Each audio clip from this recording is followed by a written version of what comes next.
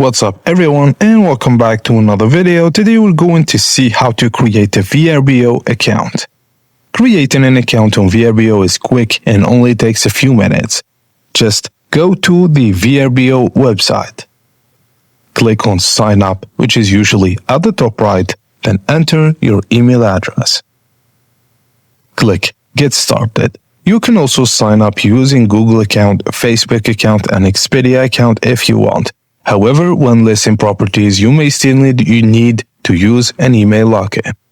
Now enter your password to log in, and if your email isn't registered, you're prompted to create a new account.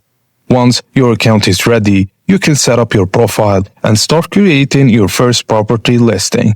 Add photos, pricing, and availability.